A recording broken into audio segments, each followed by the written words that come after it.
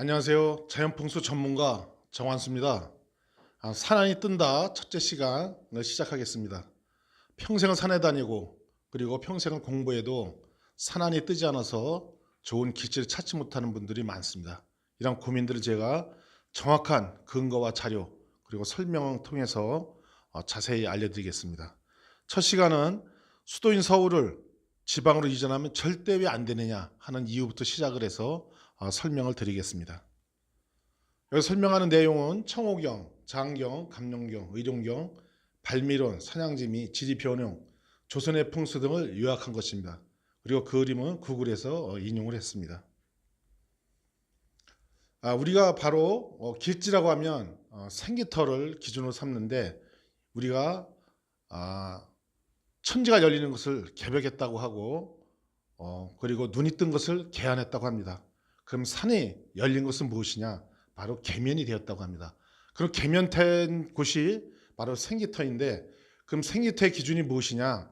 첫 번째는 팔다리가 나오고 저기 지도를 보시면 이렇게 산맥이 있는데 팔다리가 나오듯이 다 이렇게 갈라지게 됐습니다. 이것을 우리가 갈라져야 된다 이렇게 얘기를 하고 용이 호흡을 하고 용이 이렇게 내려오면서 굽이를 쳐야 됩니다. 굽이 치면서 호흡이 강렬해야 기가 센 거기 때문에 굽이 쳐서 내려야 된다.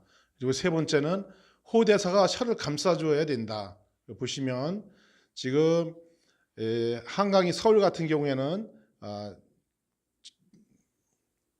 금북, 정북 하여간 이런 산맥이 쌓여 있어서 좌우로 감싸주고 있습니다. 이런 형상이 되어야 된다. 그 다음에는 물은 혈 뒤에서 갈라지고 혈 앞에서 다시 모이는 이런 합의 이런 구조로 되어 있어야 된다. 이런 네 가지가 다 갖춰졌을 때 우리는 계면이 되었다고 하고 여기에는 생기가 넘친다. 생기가 있다 이렇게 설명을 합니다. 그다음에 보시면 그럼 생기태의 크기를 결정한 요소는 뭐냐? 첫 번째는 용과 물 길이 굽이치는 것. 이렇게 여기 보시면 이렇게 굽이쳐서 내려와야 되고 그 다음에 수방, 용맥이 좁아졌다 넓어지는 것을 반복해서 있어야 되고 그리고 좌우 대칭인 모양이 반듯해야 된다. 그 네 번째는 주작, 조산, 안산으로 인해서 물이 빠지지 않고 가득 고여 있어야 된다. 이런 걸 통해서 생기태의 크기를 결정을 합니다.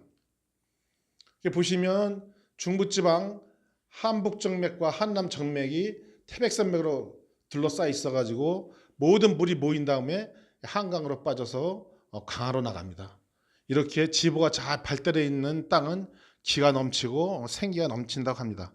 남한에는 이렇게 중부지방, 서울을 중심으로 한 중부지방 그리고 경상도를 중심으로 한 경상남북도에 이런 지보가 크게 발달해 있고 충청도도 발달되어 있고 호남에도 이런 지보가 발달되어 있는데 이상하게 여기서 보신 것처럼 북한에는 이런 지보가 발달해 있는 곳이 거의 없습니다.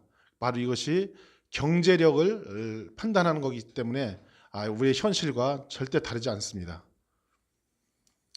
그러면 왜 수도 서울을 지방으로 이전하면 불가하냐? 그 이유를 설명을 드리겠습니다.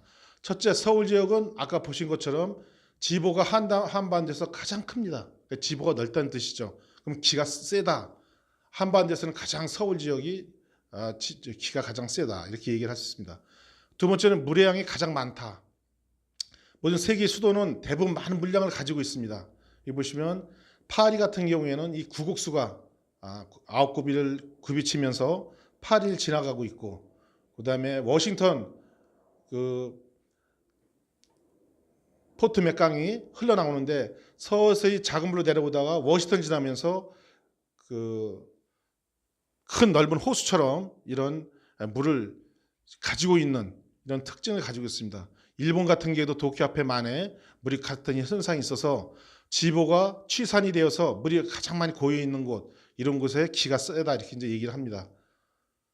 그래서 물의 양이 가장 많다 한반도에서 그리고 이런 물의 양은 그 나라의 그 도시의 경제력의 기준이 되기 때문에 반드시 선진국의 부자인 나라들은 모두 수도 근처에 큰 물의 양을 간직하고 있다. 이렇게 보시면 됩니다. 그리고 세 번째로는 역수가 대칭으로 두 개가 있다.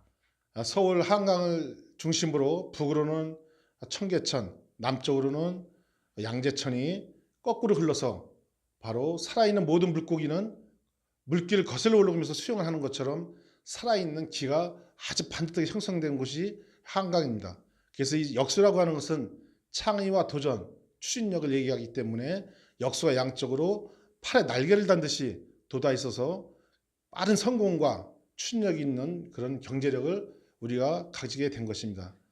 그래서 보시면 이렇게 서울 그림인데 좌우 대칭으로 내백호, 외백호, 내청룡, 외청룡이 잘 발달해 있고 한강이 내려오는데 북쪽으로는 청계천이 서한강 흘러가는 방향과 반대로 흘러서 역수를 만들고 또 양재천도 역시 역수를 만들어서 양쪽에 날개를 단 것처럼 그런 역수판을 만들고 있습니다.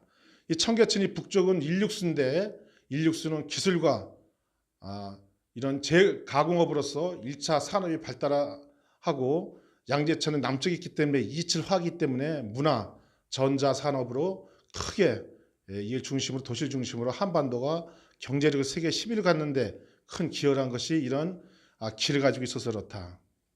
이렇게 봅니다. 그래서 이었던 네 번째는 취기, 기가 모여있는 역할이 매우 정확합니다.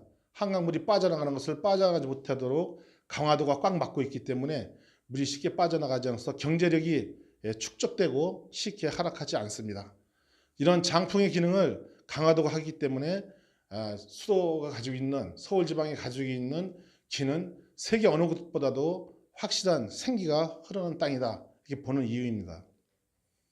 그러면 지금 이미 계룡으로 많은 정부 부처가 이전을 하고 있는데 그러면 이렇게 해서 생기는 문제가 무엇이냐?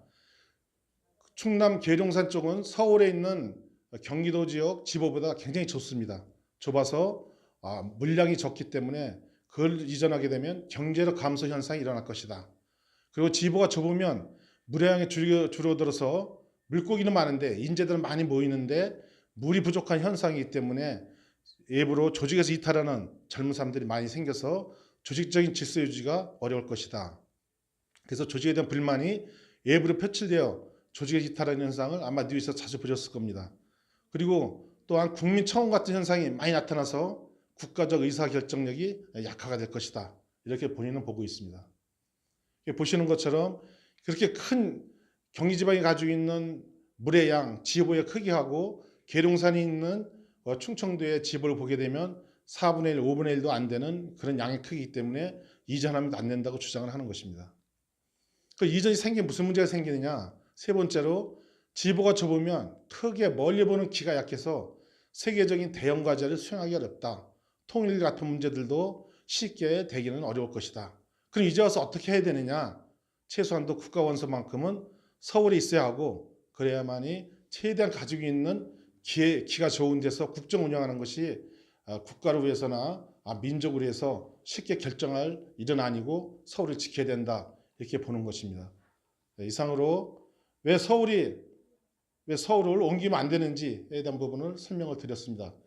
이것이 구체적으로 어떤 내용으로 어떻게 발전할지는 차하나씩 수업을 해가면서 밝히도록 하겠습니다. 감사합니다.